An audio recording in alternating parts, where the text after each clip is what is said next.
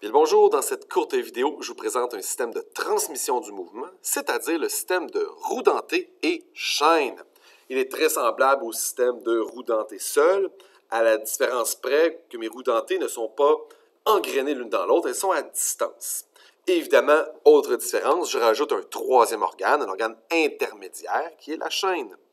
Pourquoi est-ce un système de transmission? Regardez ma roue motrice, ici qui est la rouge, celle qui est rouge, et vous avez la roue menée qui est jaune ici. Donc la roue motrice fait un mouvement de rotation, et la roue menée fait également un mouvement de rotation. Rotation à rotation, on ne cherche pas la nature du mouvement, donc c'est un système de transmission du mouvement. Observez une autre différence par rapport au système de roue dentée seule. Les roues dentées, engrenées l'une dans l'autre, elles vont tourner dans des sens opposés. Regardez ici, mes deux roues dentées tournent dans le même sens, c'est-à-dire le sens horaire. Donc, l'ajout de la chaîne, la distance, va faire que mes roues tournent dans le même sens. Est-ce un système réversible? La réponse, c'est tout à fait. Pourquoi? Je vous en fais la preuve. Vous voyez présentement la roue de gauche, c'est ma roue motrice. Je peux lui retirer son moteur et je vais plutôt le mettre à mon autre roue, comme ceci. Je peux même changer son sens pour vous faire la preuve.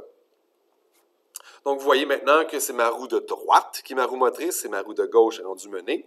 Le système fonctionne, bien qu'il fonctionne au ralenti présentement, il fonctionne quand même, donc il n'y a pas de blocage, donc un système qui est réversible.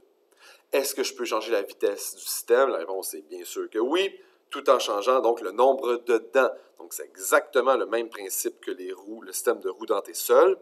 Donc, si je passe d'une roue motrice qui a moins de dents à une roue menée qui a plus de dents, je diminue la vitesse, comme dans le cas qui nous intéresse ici présentement. Ma roue motrice a moins de dents que ma roue menée, donc le système diminue la vitesse.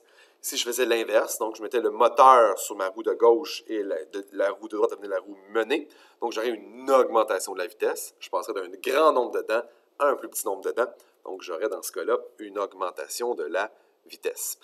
On trouve bien des exemples de systèmes de roues dentées et chaînes.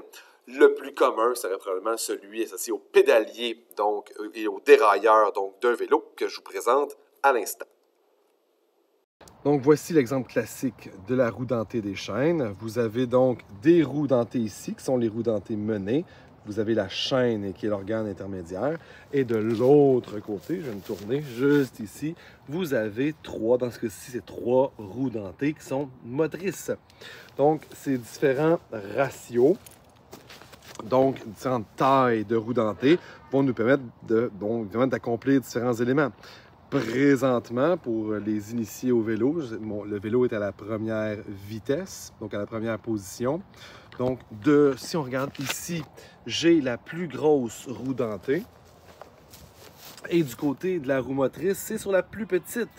Donc, puisque je pars d'une petite roue dentée à une plus grande roue dentée, bien, dans ce cas-ci, je vais avoir une vitesse qui va être faible. Pourquoi? Parce que quand on passe de peu de dents à plus de dents, on diminue la vitesse. Au contraire, les plus grandes vitesses, je vais les obtenir lorsque je serai sur le moins de dents possible sur la roue menée et le plus de dents possible, donc la plus grande roue dentée au niveau du côté motrice. On peut comprendre également qu'on doit forcer davantage lorsqu'on a la plus grosse roue dentée versus une petite roue dentée où on va aller moins vite, mais on va moins forcer parce qu'on a besoin de moins tourner, moins de faire de tour, évidemment, parce que la roue dentée, elle est plus petite. Donc voilà pour un exemple de chaîne et roue dentée.